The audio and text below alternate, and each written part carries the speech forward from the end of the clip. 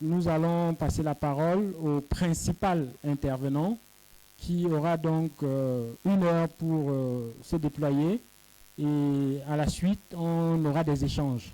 Donc, Monsieur Kouta, vous avez la parole. Alors, nous allons essayer de parler aujourd'hui de dimensionnement des immeubles de grande hauteur. Vous convenez avec moi qu'en 1 heure ou en 2 heures, ce n'est pas possible. Hein? Parce que c'est un travail de longue haleine. Mais au moins, on va amorcer certains aspects qui vont certainement aider certains ingénieurs parmi vous. L'immeuble que nous allons étudier ce soir, c'est un immeuble qui a 2 sous-sols, un rez-de-chaussée, une mezzanine, 16 étages et une toiture terrasse que généralement certaines personnes appellent rooftop. Et tout à l'heure, je vais essayer de vous montrer la différence entre une toiture terrasse inaccessible, une toiture terrasse accessible et un rooftop. Et il y a plein d'erreurs dans ce sens. Donc, il a une hauteur de 79,90 mètres à partir de la surface terrestre. Donc, le sous-sol 1 et 2 sont destinés au parking. Après, au rez-de-chaussée, on a des espaces verts, des parkings, des commerces. On a une mezzanine et des étages courants qui sont là pour accueillir des bureaux et des salles de réunion. Et après, comme je vous l'ai dit, il y aura une toiture terrasse, une terrasse rooftop pour des réceptions diverses par beau temps.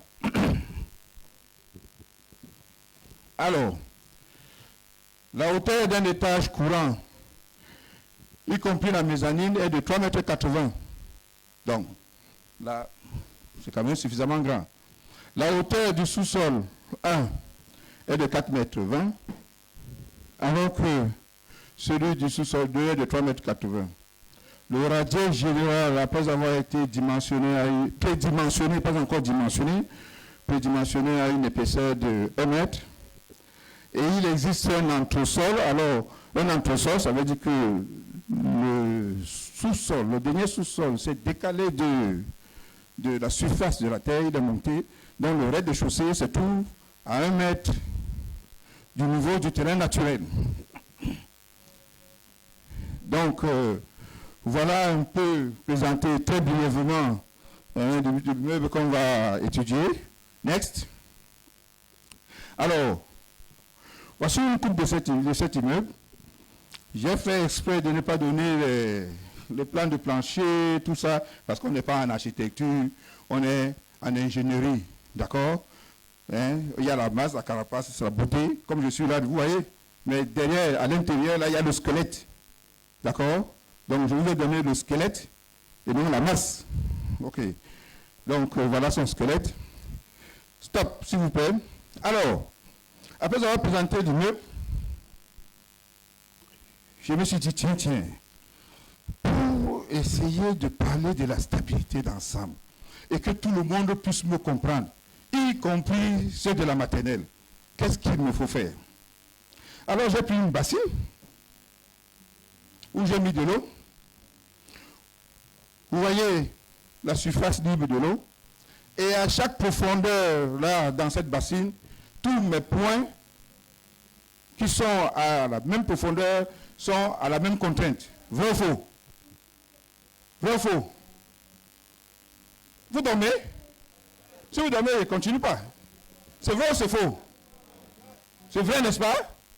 Alors, si vous dites que c'est vrai, on va continuer. Tous les points dans ma bassine qui sont à la même profondeur d'eau sont à la même contrainte. C'est vrai ou c'est faux?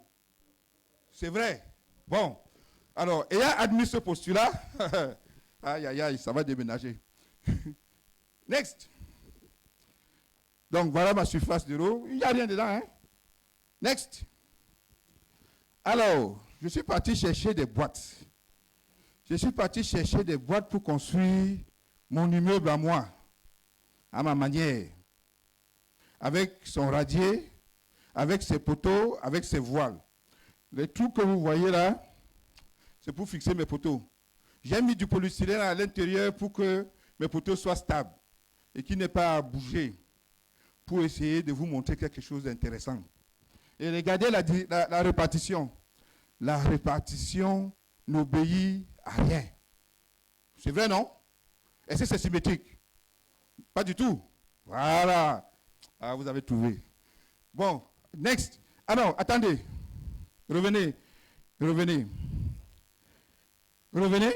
Voilà. Donc, sur cette image, vous voyez que ma boîte posée à la surface de l'eau est pratiquement en équilibre à la surface. Vous voyez? Je prends la deuxième.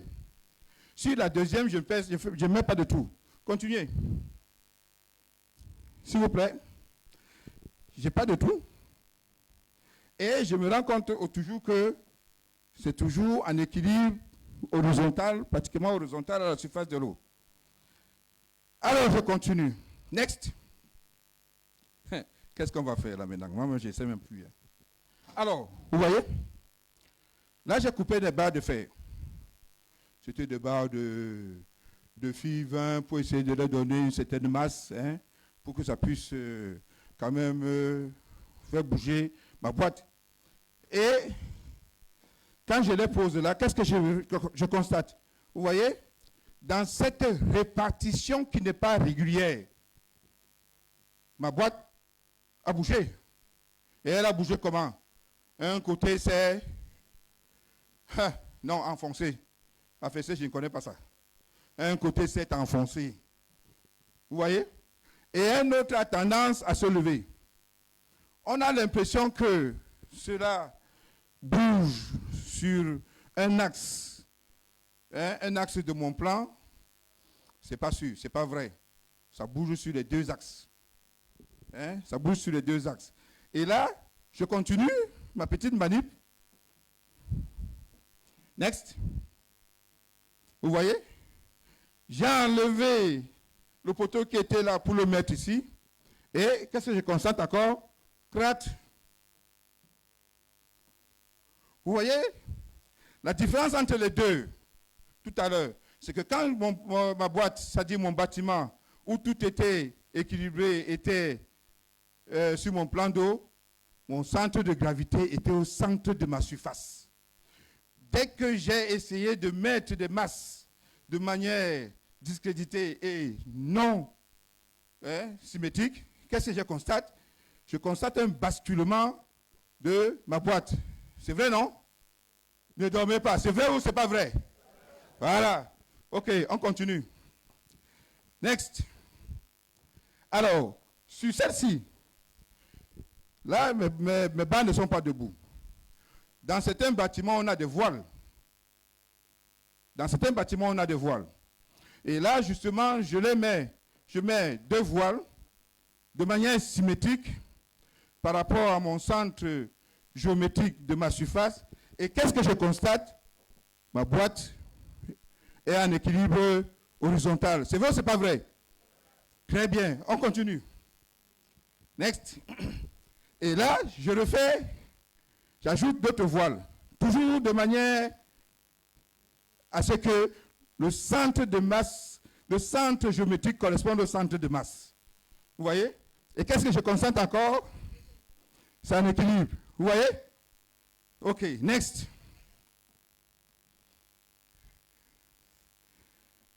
Alors, ici, j'ai déséquilibré mes voiles par rapport au centre géométrique. Et j'ai un déplacement du centre de masse. Qu'est-ce que je constate sur la boîte? Elle bascule. Vous avez vu ça? Elle bascule. Alors, ça veut dire quoi? Bon. Alors, ça veut dire quoi? Ça veut dire que quand on est en présence d'un sol mou, comme il est de nature ici dans la ville, et lorsqu'on a un bâtiment où la répartition des poteaux n'est pas équilibrée sur la surface de base, vous avez un déplacement du centre de masse qui vous crée une excentricité et qui vous crée un moment. C'est vrai ou ce n'est pas vrai? Très bien. C'est à cela que je voulais en venir. D'où vient-il donc que quand on veut calculer la stabilité de ce bâtiment-là, qu'on me dise que la contrainte appliquée au sol est égale à la somme de toutes les masses divisée par la surface? Il y a un problème, non? Est-ce qu'il n'y a pas un problème? Qui ne trouve pas un problème? Ben, il y a un problème. Parce que quand vous faites sigma M ou sigma P ou sigma de vos combinaisons, que ce soit à l'ELU ou à l'ELS, divisé par votre surface, ça veut dire que vous supposez que le centre de masse est coaxial avec le centre géographique, ce qui n'est pas très bien. Alors, je m'arrête pour l'instant pour cette première phase. Si vous avez des questions, vous les posez.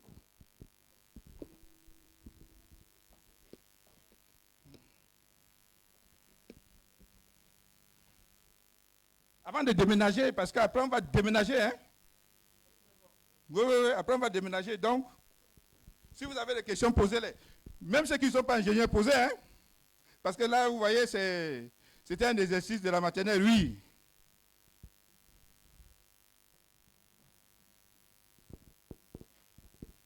Bonsoir à tous. Je suis l'ingénieur Ndefo de Polytechnique. Je voulais d'abord poser une question par rapport au thème. Je voulais savoir à quelle hauteur peut-on dire qu'un ouvrage est de grande hauteur? Non, ça va. Bien, merci. Donc, les hauteurs du meuble sont normalisées. Hein? On parle en ce moment-là de IGH. Vous allez voir dans la norme, dans toutes les normes, que ce soit dans le BAE, dans les Eurocodes, que quand un bâtiment commence à avoir une hauteur au-dessus, supérieure ou égale à 50 mètres, on commence à parler d'un IGH. D'accord? Et là, on parle d'un immeuble de grande hauteur.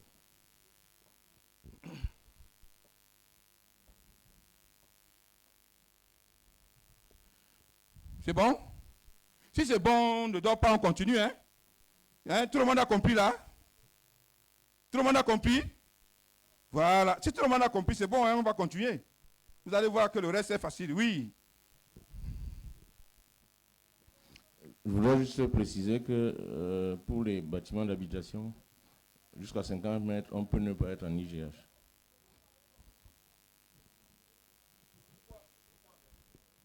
Ce sont les définitions des normes. Pour les établissements recevant du public, IGH, c'est quand le plancher bat du niveau le plus haut et est supérieur à 28 mètres. À partir de là, on peut déjà être en IGH. C'est monsieur de normes qui parle. Pour les habitations, il faut aller jusqu'à 50 mètres. Bon. De toute façon, nous, on est déjà au-dessus de tout ça. On est supérieur à 28, on est supérieur à 50, bref. Donc, on est IGH++. Hein? D'accord. OK, next. Il y a une question? Oui. Ah, il s'est réveillé. Bonsoir, monsieur. Merci, bonsoir. J'ai une préoccupation. Uh-huh. Je m'appelle Dongo Michel. Je suis étudiant à l'Institut universitaire de la Côte. Généralement, lorsqu'on veut procéder au dimensionnement d'un ouvrage, on recommande de faire l'étude du sol. Et tout à l'heure, vous nous avez fait comprendre que la formule selon laquelle la contrainte divisée par la surface, ce n'est pas trop ça. Et pourtant, je me disais que la contrainte qu'on nous donne après les études géotechniques nous permet d'avoir la surface qui pourrait reprendre les charges sans problème. Je ne sais pas si c'est moi qui ne comprends pas bien le principe ou pas. Bon, très bonne question. Mon ami, tu es tombé dedans. Parce que les réponses à ta question, tu les auras tout à l'heure dans la suite. Hein? Le reste là, je n'ai pas voulu entrer dans les jeux techniques, topographie, machin. Hein? C'est long, j'ai pris juste un peu. D'accord? Mais tu vas retrouver ça là tout à l'heure. Hein? Ne t'en fais pas. Et tu vas voir toi-même. D'accord? Comment à côté de la côte, ton affaire de P sur S là, ça ne marche pas. D'accord. OK. Bon. Donc, alors, étant donné tout ça, donc on va essayer de calculer, de dimensionner notre ouvrage. Donc, on va entrer en plein là dans notre cas pratique et on va rédiger notre note d'hypothèse. Alors, rédiger notre note d'hypothèse suppose en amont que tout ce que vous êtes en train de dire là a déjà eu lieu. Tout. Qu'il y a eu une esquisse d'un architecte, qu'il y a eu un APS d'un architecte, que vous avez été consulté, vous, en tant qu'ingénieur, pour guider l'ingénieur géotechnicien, parce que justement, vous allez voir la spécificité à travers laquelle c'est l'ingénieur qui est amené à rédiger le cahier de charge du géotechnicien, l'ingénieur de structure. Parce que quand ce n'est pas l'ingénieur de structure qui est amené à rédiger le cahier de charge du géotechnicien, ben, les gens font comme ils veulent. Et parfois, on vous dit ben, la profondeur d'investigation n'est pas suffisante. Mais parce que justement, on n'arrive pas à analyser le comportement du sol sous votre ouvrage. Et si vous n'arrivez pas à analyser le comportement du sol sous votre ouvrage, vous allez tout calculer. Votre bâtiment sera un château de cartes. Ben oui, parce qu'il va s'effondrer. Il va s'effondrer. Vous allez calculer quoi? Mais c'est pour ça que j'ai dit, je vais mettre un accent sur la stabilité. Parce qu'avant de calculer, il faudrait d'abord s'assurer que ce que je voudrais calculer là justifie une stabilité globale. Sinon, toutes vos équations n'ont pas de sens. Sinon, toutes vos équations n'ont pas de sens. Et ce n'est pas moi qui le dis. C'est encore Eurocode. Et on verra ça tout à l'heure. Next. Alors, donc, en posant mes hypothèses de calcul, ben, je fais comme tout le monde, je prête serment. Oui, l'ingénieur aussi prête serment, hein, sur ses notes de calcul. Hein? Quand tu poses les exigences de base, c'est une façon de prêter serment, de dire que, OK, sous ces conditions-là, je m'engage. D'accord? OK. Ça ne sert à rien de s'attarder là-dessus. Vous allez les trouver dans les Eurocodes. Surtout que les Eurocodes, au début, dans la note d'hypothèse des Eurocodes, on vous dit très bien que ces documents ne doivent être exploités que par les gens qui sont initiés, les érudits. Donc, quand on se met devant sa machine parce qu'on a acheté un logiciel et parce qu'on a tapé et qu'on voit des traits qui montent et qui descendent, aïe! Attention. Attention. OK, on continue. Donc, vous avez lu à ma place, c'est bon, c'est très bien.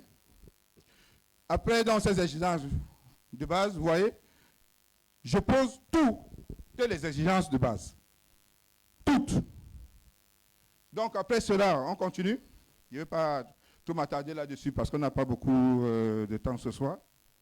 Donc, même les dommages qui peuvent arriver à votre bâtiment, je les pose comme exigence de base. Pourquoi? Parce que c'est sous certaines conditions d'hypothèse que mon calcul est vérifié. Dès que vous sortez de là, je me désengage. Dès que vous sortez de là, je me désengage. C'est beaucoup plus important que cela engage les vies humaines. Et il faut vous mettre dans la tête que rien n'est aussi cher qu'une vie humaine. Rien.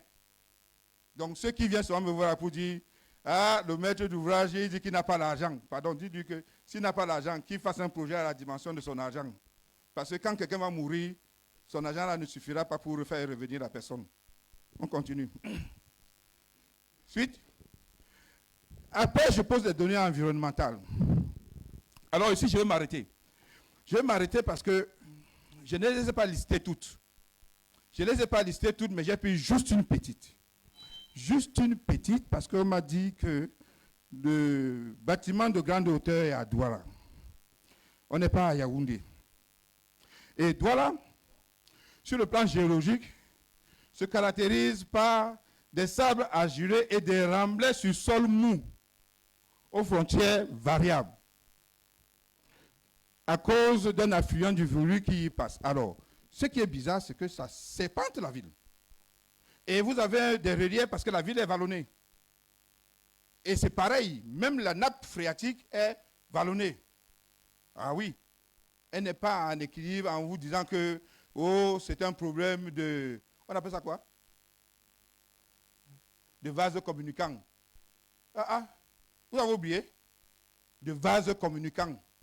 Donc ici, à Bonanjo, vous pouvez, à une certaine profondeur, trouver la nappe, et à un autre point, à une autre profondeur, ne pas trouver la nappe. La même profondeur. Donc il faut faire attention. Il faut faire très attention. D'accord? On a certainement du sable partout, mais on a des sols extrêmement mous.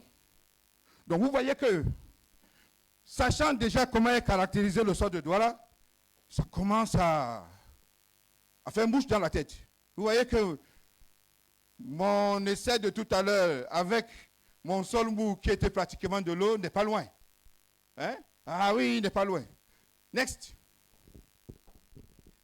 Alors, monsieur de l'UIC, j'ai fait mes sondages géotechniques. Et là, j'ai déterminé la synthèse. Oui? Je vous donne juste une synthèse. Je vous dis que je ne vais pas rester dans tout ça, parce que si on va vous donner le rapport géotechnique de cet immeuble imaginaire, je vous assure, il fera 1000 pages. Parce qu'il sera en plusieurs volumes. Vous voyez? Mais ces volumes-là, je les ai synthétisés en une page. D'accord? Et j'ai pris l'essentiel qui pourra nous intéresser ce soir. Hein? Dans cet essentiel-là, vous voyez, ce que je vous disais tout à l'heure, quand vous voyez la lithologie du sol, hein, où on veut mettre notre bâtiment, on se rend compte qu'effectivement, on a ces argiles bariolées là, et puis on a ces sables argileux. Vous voyez? D'accord? Et on nous dit, là, dans cet exemple-là, qu'on a trouvé la nappe d'eau à 7 mètres. À 7 mètres, on a trouvé la nappe d'eau.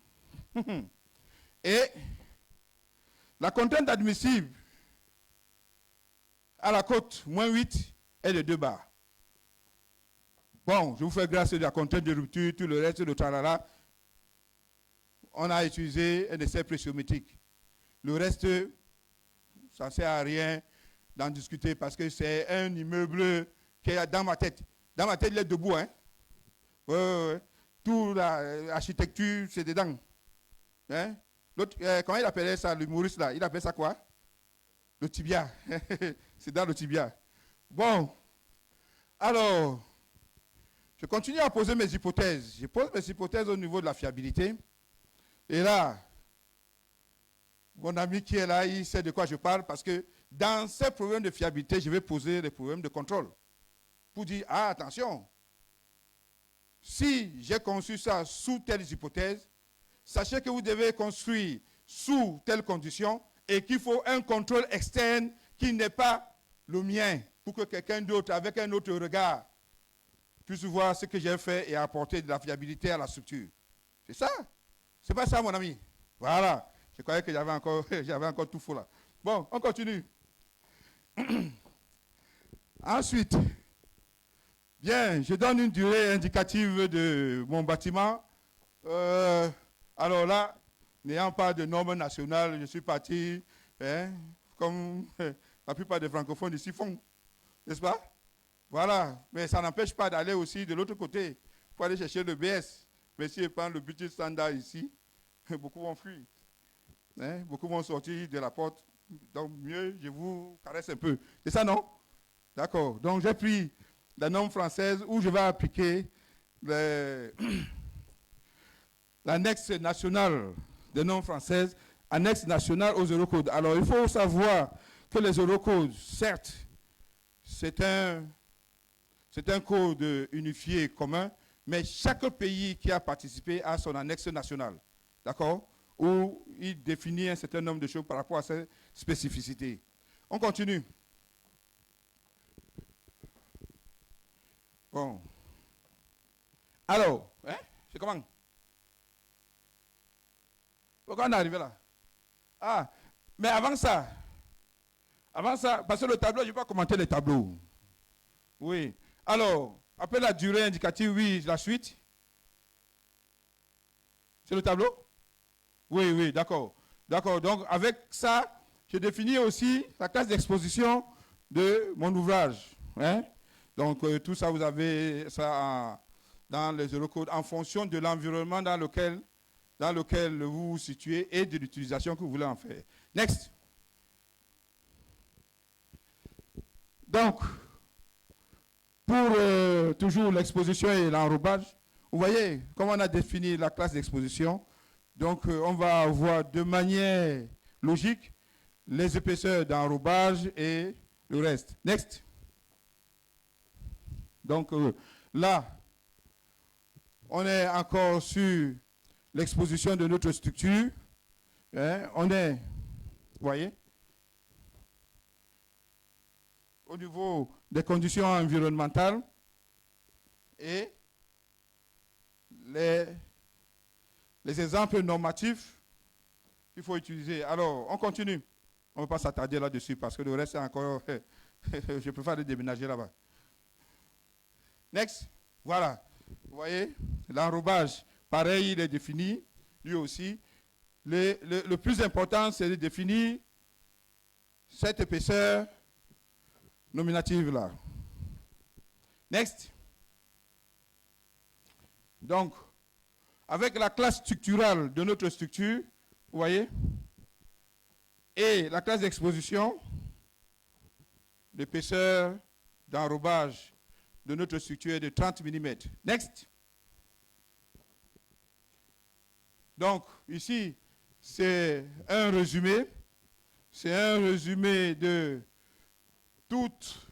Donc, c'est tous ces codes d'enrobage en fonction des classes de résistance et de l'ouvrage que l'on veut construire. D'accord? Parce qu'il y a beaucoup de choses. Hein. C'est des va-et-vient. Je vous ai dit, vraiment, en 1 heure, 2 heures, une journée même, c'est un peu compliqué. Hein? Next. Alors, comme j'ai défini les conditions de fiabilité, je définis aussi les classes de conséquences.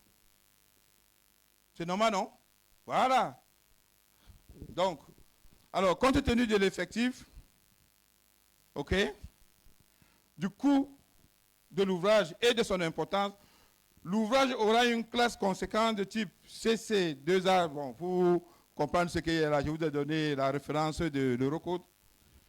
Et la classe de fiabilité du projet sera de RC2 pour une structure de type S4 dont l'indice de fiabilité est bêta égal à 3,8. Alors, les coefficients alpha, bêta et consorts sont des coefficients partiels. Pour mieux les comprendre, vraiment, il faut rentrer dans Eurocode. Si vous ne comprenez pas, vous revenez me voir. Hein? Vous revenez me voir comme ça. Quand je n'ai pas faim, je vous explique ça. Mais si j'ai faim, ne venez pas. Next. Bien. Alors, de la gestion de la qualité, on en a parlé un peu dans les conditions de fiabilité. Ça rejoint toujours le contrôle. Il faut poser toutes les bases. Toutes les bases. Parce qu'aujourd'hui, je ne vous dis pas, vous qui faites des warab là, quand vous avez fini, vous avez pris vos warab là, vous avez mis dans la poche. Après, on va faire de ce que vous avez signé là, n'importe quoi. Donc, mettez des garde-fous. Parce que si vous vous amusez et que demain là, ça tourne au vinaigre, vous savez où on va vous retrouver? Où? À Nouvelle, si vous avez la chance. Hein? Si vous avez la chance, vous serez à Nouvelle. Et on viendra vous donner du macabo, sans la sauce. Et si vous avez la marche à faire de l'AVC. Oui. Ah oui, oui, je vous dis. Donc faites attention. On continue, s'il vous plaît. Voilà. Je sais que c'est ce que vous attendez. Hein? Les paramètres de calcul. Aïe, oh, les gens adorent les calculs.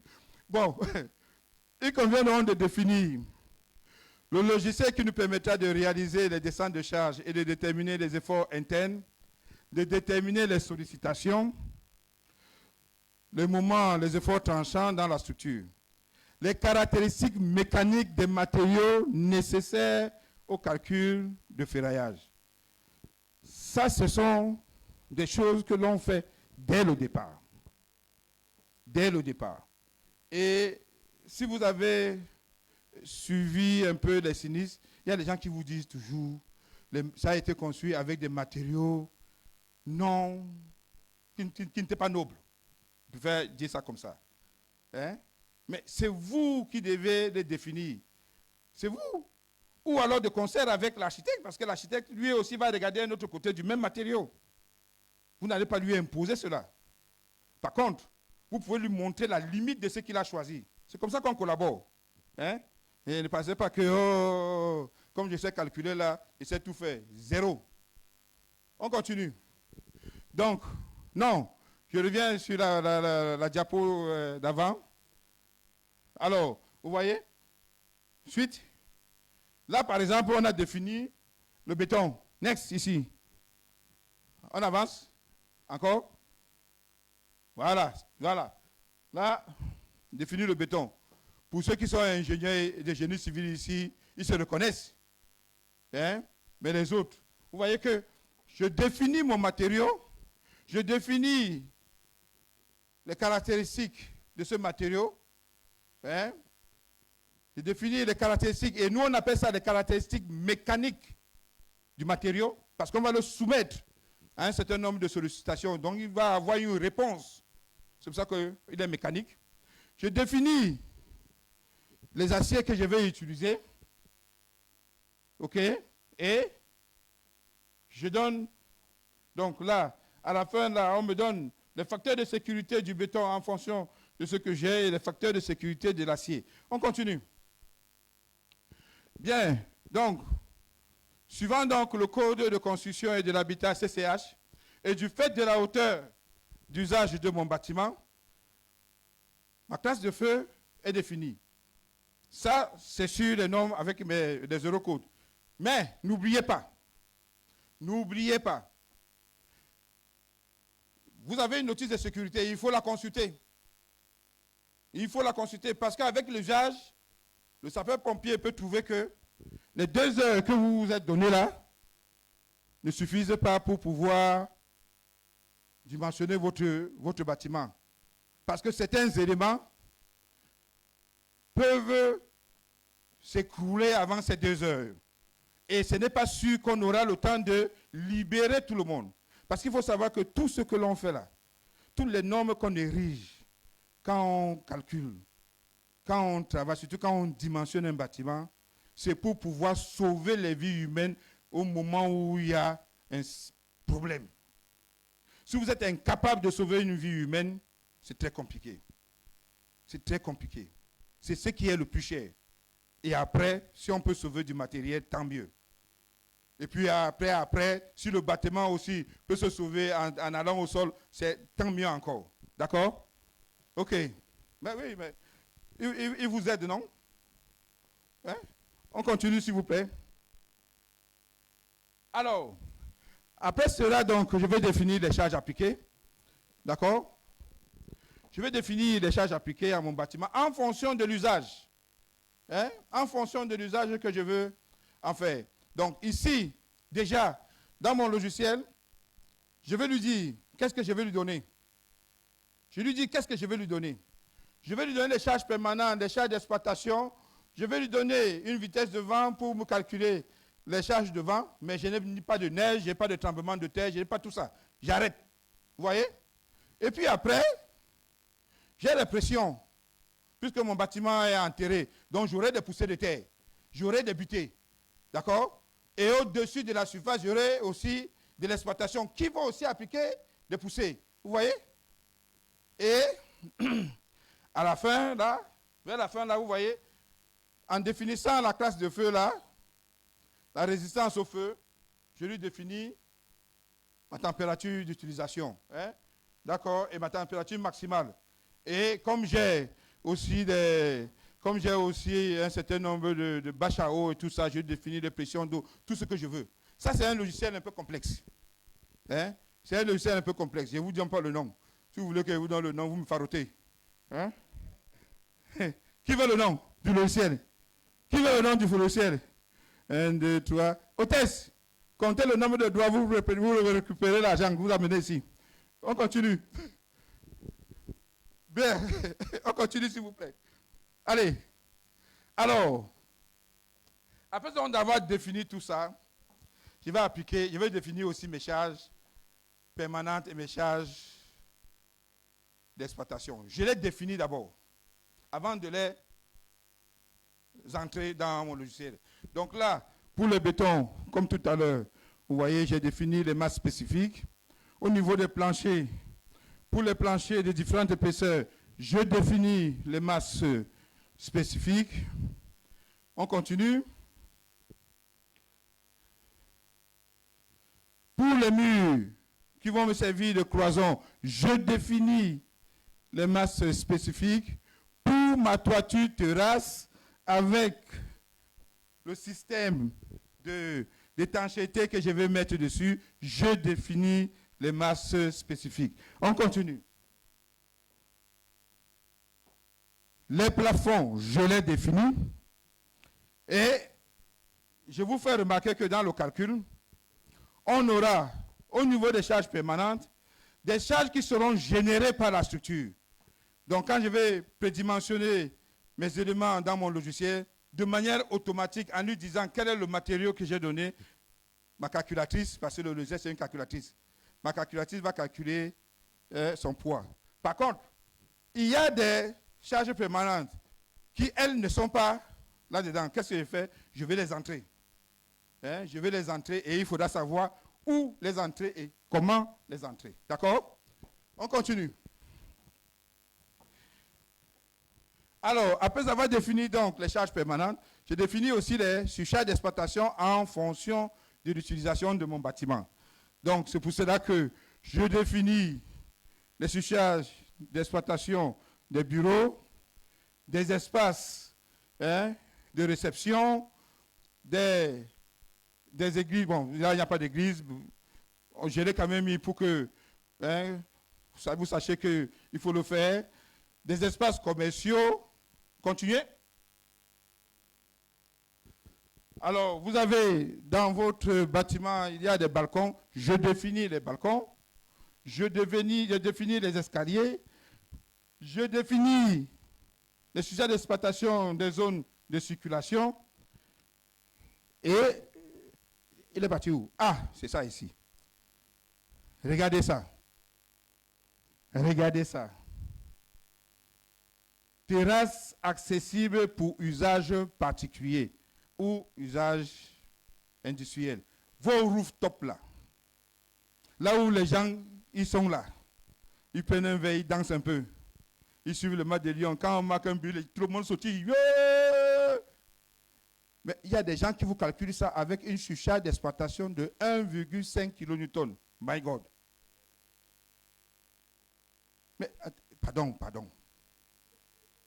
Ne poussez pas Jésus-Christ à venir avant. Pardon. Regardez. 7,5 kN par mètre carré. Alors, si vous faites 7,5 divisé par 1,5, ça donne combien? Qui a une calculatrice? Les gens n'ont plus de calculatrice. Vous avez les téléphones, ça donne combien? 5. 5 fois plus. Et les gens sont surpris, n'ayant pas tenu compte de ça. Quand ils sont en train de danser, ils sentent qu'il y a une légère vibration. Ils disent, mais l'ingénieur là, qu'est-ce qu'il m'a foutu? Mais c'est vous. Quand vous êtes allé le voir, est-ce que vous lui avez dit que vous allez danser là-bas? Si vous ne lui avez pas dit que vous allez danser là-bas, ne dansez pas. Si vous lui avez dit que vous allez danser, non seulement il va prendre cette surcharge d'exploitation, mais en plus on va voir, quand ça va commencer à vibrer un tout petit peu, il va aussi prendre un coefficient. Un coefficient de quoi? Dynamique. Pour rigidifier la structure, de manière à ce que quand vous dansez là-bas, vous soyez content. Mais après, les gens qui viennent me dire, oh, vraiment, c'était très compliqué avec lui, sa structure qui m'a dimensionné, elle était lourde. Non. Vous lui avez d'abord dit quoi? Soyez sérieux. Continuons. Alors,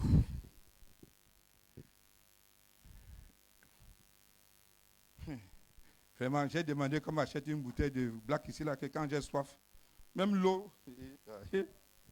Ok, continuons. Ça veut dire. Laissez d'abord le black, apportez l'eau. Parce que je risque de m'enflammer là tout à l'heure. Bon, vous voyez, j'ai des parkings en sous-sol. J'ai des parkings en sous-sol, j'ai des parkings au rez-de-chaussée. Alors, dites-vous bien que quelqu'un peut venir la nuit, ou même à n'importe quelle heure, hein, pas seulement la nuit. Il est bourré. Parfois, il a bu le black. D'autres même, il n'a pas bu le black. Il a juste malaise. Hein? Et puis, hop, il n'a plus le contrôle de son véhicule. Qu'est-ce qu'il fait? Il tape sur le poteau. Dès que ce poteau-là se brise, cette défaillance localisée entraîne votre bâtiment à la ruine. C'est vrai ou c'est pas vrai? Voilà. Donc ça aussi, il faut prendre, il faut imaginer ça.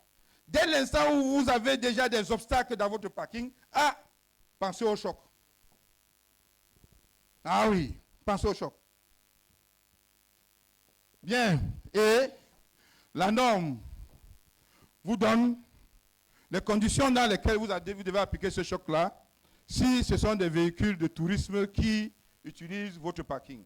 Si ce ne sont pas des véhicules de tourisme qui utilisent votre parking, je dis bien, si ce ne sont pas les véhicules de tourisme qui utilisent votre parking, prenez la peine de revenir à la définition de la quantité de mouvement que vous avez apprise en terminale, où vous avez une vitesse et une masse du véhicule. Oui, ce n'est pas sorcier.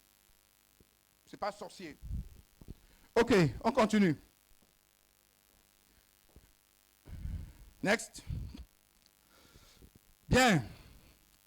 Alors, ici, donc, voilà, c'est le résumé de cette charge accidentelle qui constitue le choc. D'accord? On continue. Donc, vous voyez, s'il vous plaît, en fonction, revenez un peu. Revenez un peu. Là-bas, c'est un dessin qui est beau. Hein? En fonction de la zone où vous vous situez, du bâtiment où vous êtes et le risque de dérapage qu'il y a, vous avez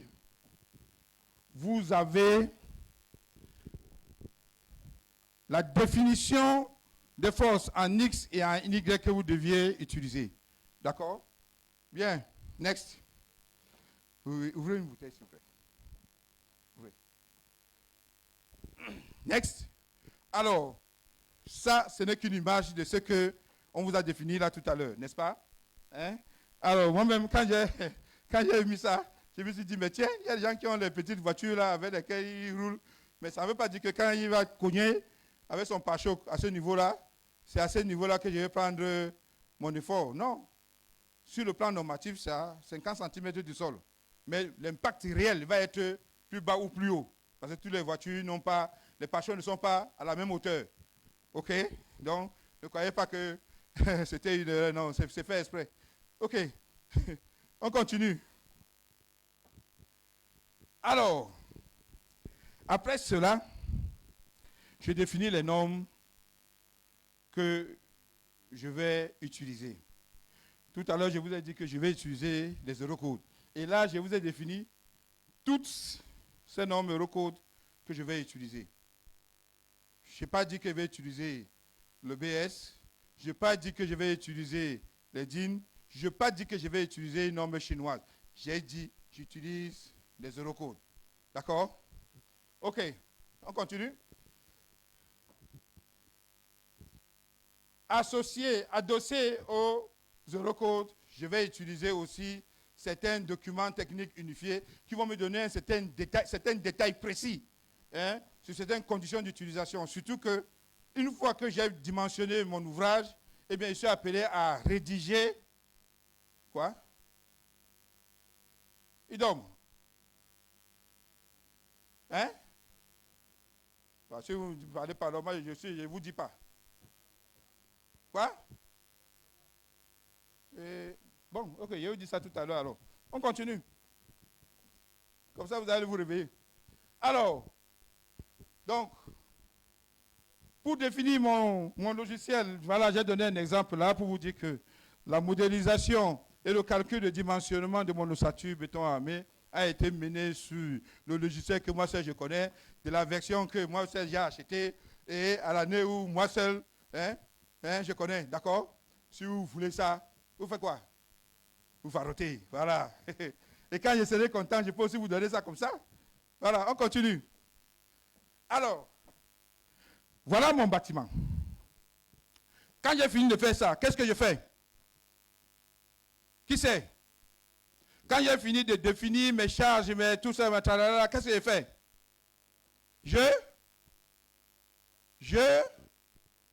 Je vais prédimensionner ma structure. Ouais. Je vais prédimensionner ma structure. Si tous les traits là n'ont pas d'épaisseur, si à ces épaisseurs-là, je n'ai pas défini la spécificité, je n'ai pas défini le matériau, comment est-ce que ma calculatrice saura que c'est un bâtiment? Ce sera tout sauf un bâtiment. Ce sera un dessin.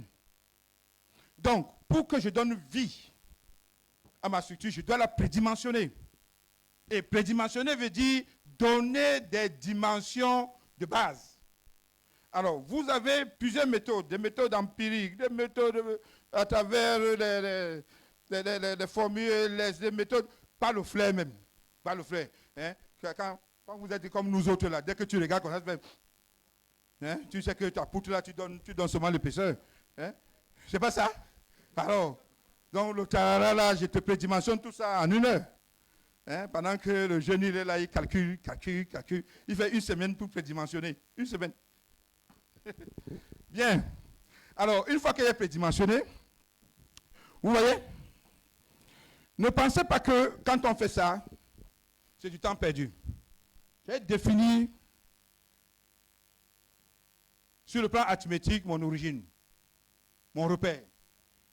J'ai calé la hauteur autour de mon bâtiment. J'ai la profondeur d'ancrage de mon bâtiment. Vous voyez les 7 mètres là, c'est au-dessus de mon radier. Parce que je vous ai dit, mon radier, je lui ai donné une épaisseur de 1 mètre, donc je vais descendre à moins 8.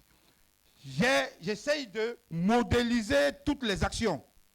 D'accord? J'essaie de modéliser toutes les actions. Au vu de ce que je vous ai montré tout à l'heure, où les poteaux n'ont pas une répartition équilibrée, je sais déjà d'emblée que le centre de ma surface géométrique à la base ne sera pas mon centre de masse. Voilà pourquoi ici, vous avez en rouge la droite verticale qui passe, l'axe vertical qui passe par le centre de masse, pas le centre géographique.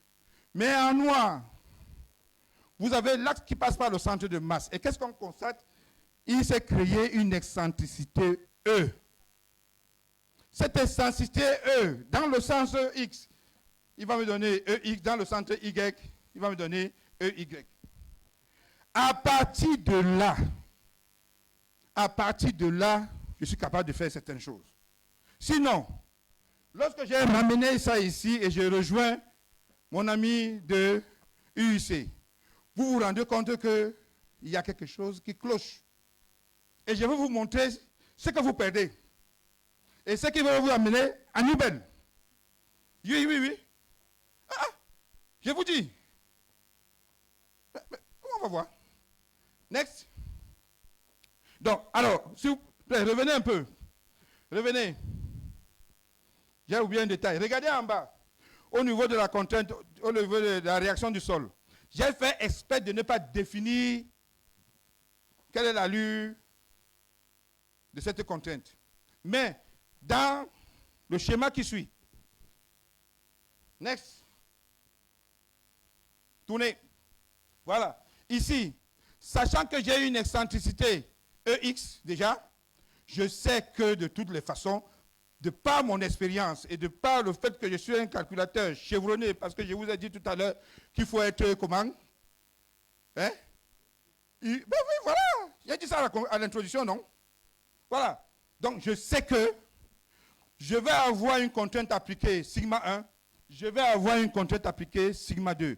Et le but, c'est quoi? Le but, c'est que il faut que mon couple sigma 1, sigma 2, soit inférieur à ma contrainte admissible, à l'état limite où j'ai calculé, et généralement, c'est à l'état limite ultime. D'accord? Voilà. Donc, je les ai ici. Next. Alors, un autre détail. Oh là, pourquoi je vais courir? Bon, je vais me fatiguer. Je bois un peu d'eau, je bois un peu d'eau. Je bois un peu d'eau.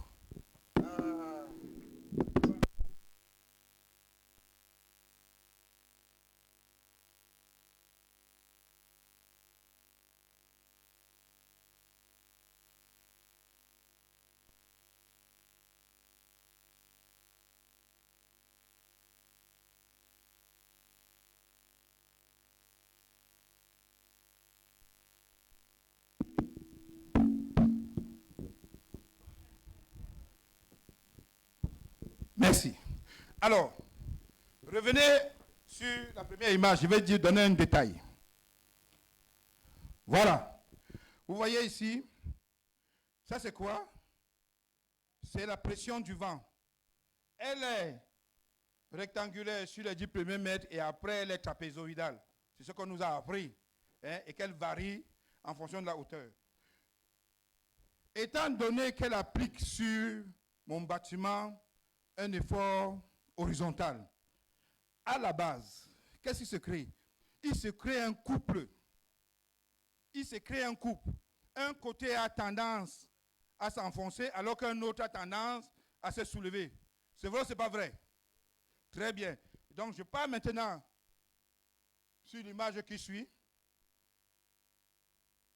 Vous voyez donc que sur cette image-là, au niveau de la base sur mon radier, maintenant comme effet, comme action verticale, je n'ai pas seulement G, je n'ai pas seulement Q, mais j'ai mon vent. J'ai mon vent qui vient aussi appliquer un effort vertical.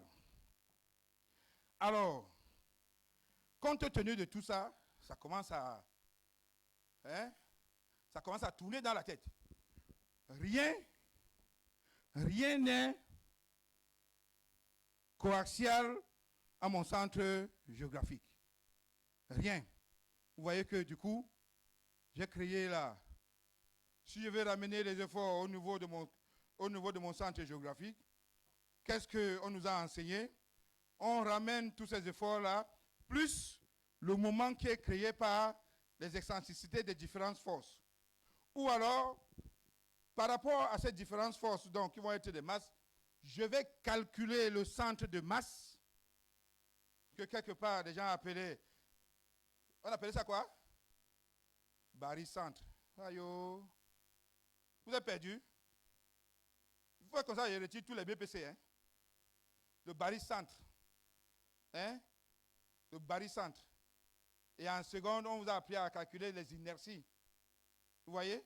Donc, je reviens à cette base-là pour déterminer avec exactitude où se trouve mon centre de masse. Sans ce centre de masse, je suis incapable de déterminer avec exactitude les contraintes appliquées au sol. Ce n'est pas possible. Next. Donc, je vais maintenant, comme j'ai prédimensionné ma structure, comme j'ai appliqué les charges, comme je l'ai modélisé, je vais donc essayer de vérifier la stabilité d'ensemble. Mon ami, ça va? Tu es en phase avec nous? Tu n'es pas perdu, n'est-ce pas? Tu vois qu'on allait crescendo. Hein? Voilà. Alors, et là, je reviens à ma norme Eurocode. Qu'est-ce que Eurocode 7 me dit à sa section 6? Et c'est ça que beaucoup font semblant d'ignorer. Et là, je vais d'abord pousser ça comme ça. Je vais tirer ça comme ça. Je vais m'asseoir pour que vous puissiez bien voir que ce n'est pas moi qui ai écrit, c'est Eurocode. La liste des états limites à prendre en compte doit être établie. Les états limites suivants doivent être pris en compte, à savoir l'instabilité d'ensemble, le défaut de la capacité portante, la rupture par glissement. Next. La rupture combinée dans le terrain et dans l'ouvrage. La rupture de la structure du fait des mouvements du massif de fondation. L'étassement excessif, c'est Eurocode qui dit, pour la vérification de la stabilité d'ensemble. Les soulèvements excessifs. Si mes charges sont au centre de gravité de ma surface, est-ce que je peux avoir un soulèvement? Non. Mais quand j'ai une excentricité, on a vu avec mes petits bocaux que ça va créer un soulèvement sur un petit point. Ce n'est pas ça? Ce n'est pas ça? Voilà. Vous voyez que même Eurocode là, ils ont triché avec mes boîtes. Ils étaient inspirés. Après, les vibrations inadmissibles. Je vous ai parlé du rooftop, où il faut faire attention. D'accord? Ok, on continue. Bien. Ça, c'est ce que Eurocode dit quand il s'agit de la stabilité d'ensemble. Si vous avez prédimensionné votre ouvrage et que vous voulez le calculer, calculer un ouvrage, c'est quoi? C'est donner des dimensions à chaque élément de la structure, c'est-à-dire dimensionner. Mais vous allez dimensionner quelque chose qui n'est pas stable. Je vous pose la question, vous dimensionnez quelque chose qui n'est pas stable? Mais pourquoi vous ne vérifiez pas alors la stabilité? Bon, quand vous allez sortir ici, vous n'allez plus faire ça, je suis sûr. Bien. Alors, maintenant, à la section 6 toujours, mais à l'article 6.5, qu'est-ce qu'on me dit? On me dit, la stabilité vis-à-vis des ruptures par instabilité d'ensemble doit être vérifiée, en particulier pour les fondations qui se trouvent dans les situations suivantes. Tenez-vous tranquille. Près ou sur un site incliné, une pente naturelle ou un remblai. Continuez. Près d'une excavation ou d'un mur de soutènement. Près d'un cours d'eau, d'un canal, d'un lac, d'un réservoir ou d'un bord de la mer. Près d'exploitations minières ou d'ouvrages enterrés. Dans de telles situations, il doit être démontré selon les principes décrits dans la section 9, et ça, je n'ai pas mis la section 9, qu'une rupture par instabilité du massif du sol contenant la fondation est suffisamment improbable. Alors, si vous m'avez suivi depuis le début, je vais revenir aux conditions environnementales que j'ai choisies pour mon immeuble. Et c'est là où j'ai dit que c'était aussi intéressant parce qu'on m'a dit on est à Douala. Qu'est-ce que je vous ai dit? Douala est constitué. Douala est constitué de quoi? Et de quoi? Et de remblais sous-sol mou. Eurocode dit que monsieur, vous devez absolument vérifier la stabilité d'ensemble. Absolument. Absolument. Donc si vous ne le vérifiez pas, sachez qu'à compter d'aujourd'hui, vous dimensionnez un immeuble et que vous ne faites pas ça, vraiment, je vais voir le procureur, il a fait un tour ici hier, je vais lui dire de bien vouloir m'accueillir les ingénieurs qui sont têtus, de manière unilatérale. Oui, parce que là, ce ne sera pas la chicotte. On continue. Bien. Alors, ayant fait tout ça et ayant énoncé dans ces principes normatifs, donc, mes dimensions vont être déterminées à partir de la synthèse que je vous ai donnée. On continue. Le vent va être calculé. Ça, c'est le logiciel qui me l'a donné. Mais qu'est-ce que je fais? Je prends ces conditions données par le logiciel pour être sûr qu'il est en phase avec la norme que j'utilise et je vérifie. Parce qu'après, dès que ça rentre dans la boîte noire, ça me sort un résultat.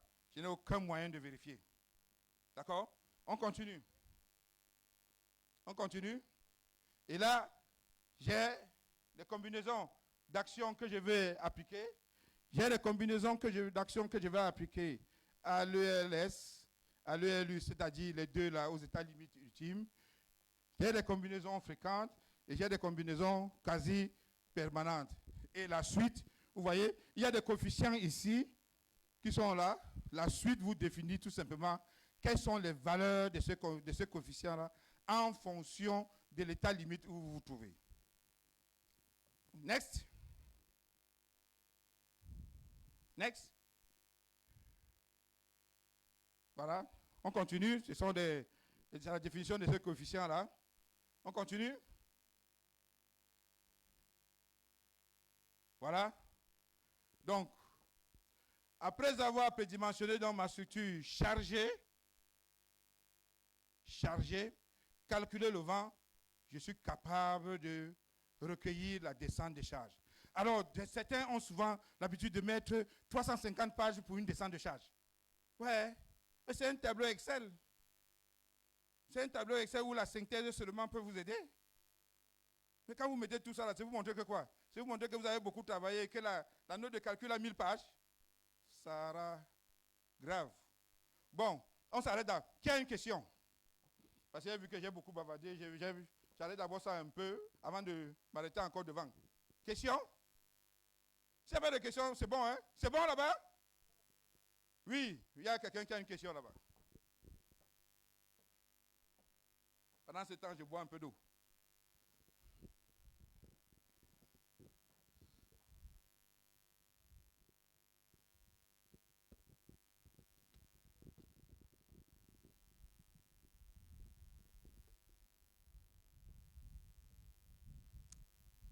Bonjour, monsieur. Bonjour.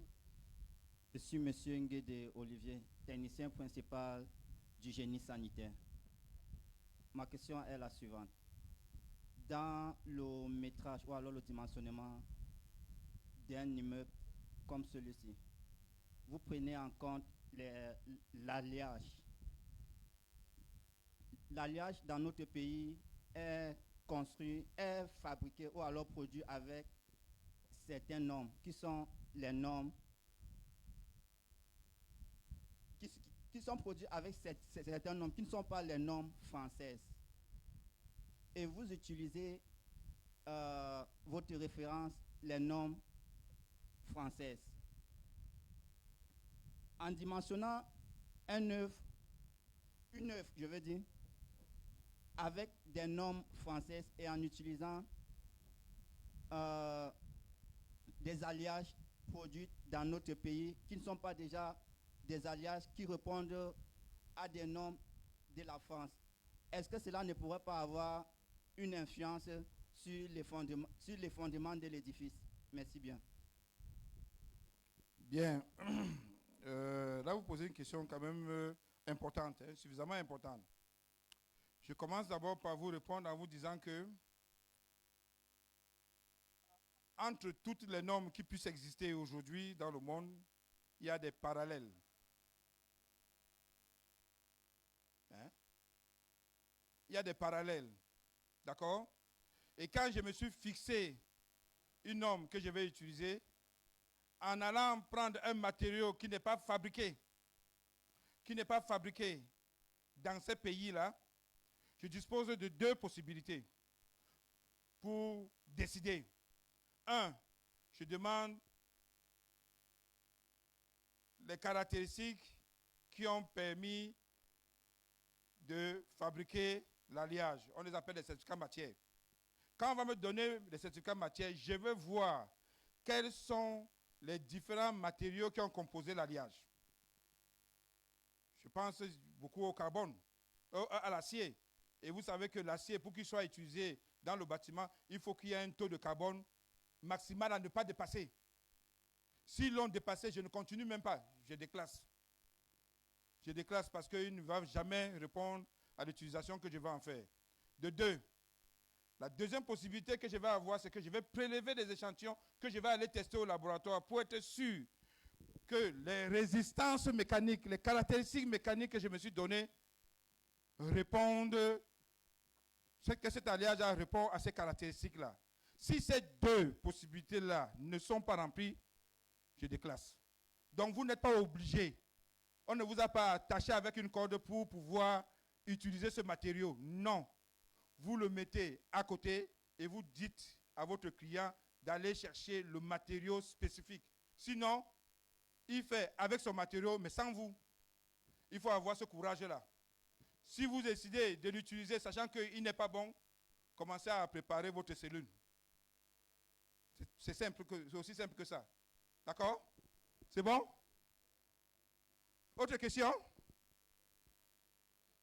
Oui. DG.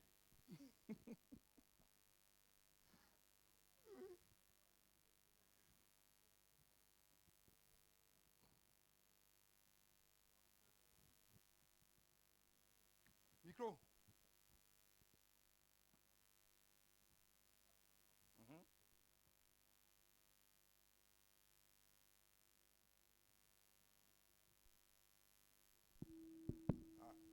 Oui. Je voudrais insister, c'est une contribution, ce n'est pas une question, sur ça. Comme notre maître est en train de dire, généralement, souvent même on peut dire que on ne calcule pas un bâtiment, en fait on vérifie un bâtiment. Parce qu'on choisit les matériaux. Comme vous dites, on ne peut donc pas aller choisir les matériaux pour lesquels on n'a pas de maîtrise. Il faut insister là-dessus. Et comme vous avez dit, c'est la stabilité d'ensemble qui est le garant de tout. On peut peut-être pour les matières qu'on utilise dans le second œuvre, aller en Chine, aller en Turquie, mais pour ce qui est de la stabilité d'ensemble de la structure, on doit veiller à ce qu'on calcule avec les matériaux qu'on connaît et pour lesquels, comme vous avez dit, on va au laboratoire, on vérifie si leurs caractéristiques intrinsèques sont bien celles qu'on a choisies pendant les calculs. Ça, c'est très, très important. C'est ce que je voulais ajouter. Bien. Merci beaucoup pour cette contribution. Bien, on continue.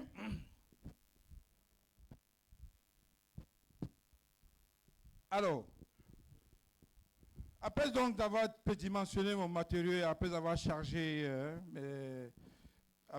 chargé mon ouvrage, j'ai placé mes charges permanentes, j'ai placé mes charges d'exploitation, j'ai défini mon vent. J'ai mené un certain nombre de calculs préliminaires et de ce calcul, il en sort une descente de charge. J'en ai besoin pour la vérification de ma stabilité. Donc, cette descente de charge, vous voyez, là, il y avait les poteaux, hein, tous les poteaux étaient bien référencés. Donc, sur chaque poteau, j'avais mes charges G1 et G2, comme je vous ai défini tout à l'heure. J'avais mes surcharges d'exploitation. Et puis, après cela, j'avais le vent. Hein, j'avais le vent qui était normal à ma structure, donc à 0 degré, et l'autre perpendiculaire à ma structure à 90 degrés. Donc, après cela, j'ai fait sur chaque ligne des combinaisons à l'ELU et à l'ELS. Et à la fin, j'ai sorti un tableau et j'ai fait un tri où j'ai défini les charges minimales et les charges maximales. Je vais donc maintenant exploiter tout ceci avec le schéma que je vous ai montré tout à l'heure pour définir où se trouve mon centre de masse. Next. Bien. Ici, vous avez toujours un autre tri, toujours de ma même descente de charge, mais où je les ai pris par éléments de structure verticale, donc les voiles intérieurs et extérieurs, les poteaux intérieurs et extérieurs, et le mont radier, et j'ai défini toujours la somme, que ce soit à l'ELU, que ce soit à l'ELS. On continue. Alors, le but c'est quoi? Le but c'est d'essayer de comprendre comment se comporte globalement mon bâtiment. Que la poutre à l'intérieur ait un problème, ce n'est pas encore le niveau. Mais là, je dois pouvoir vérifier le comportement global. Alors, ici, je l'ai enrichi encore. Vous voyez, quand j'avais G et Q, j'avais une excentricité E, E1. Maintenant, avec W, j'ai une excentricité EX. J'avais EX1 d'abord et après j'ai EX. Next. Donc, voilà la vue en plan de mon radier. Et vous voyez très bien que ici, dans le sens X, j'ai mon excentricité EX.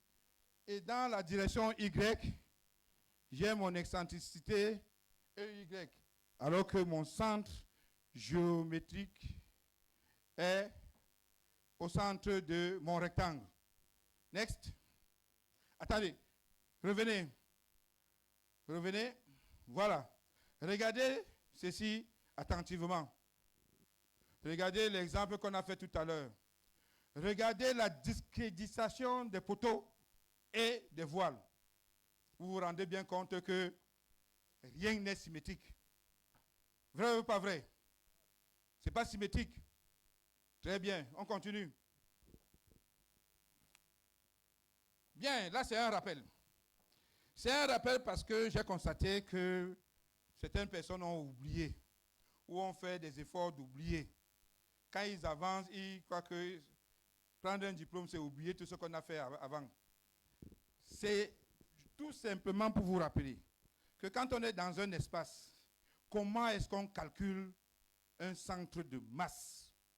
Sachant que chaque masse ici posée dans mon espace a des coordonnées X, Y, Z. Comment est-ce que je procède? C'est tellement simple. Next. Eh bien, vous voyez, ayant défini mon origine,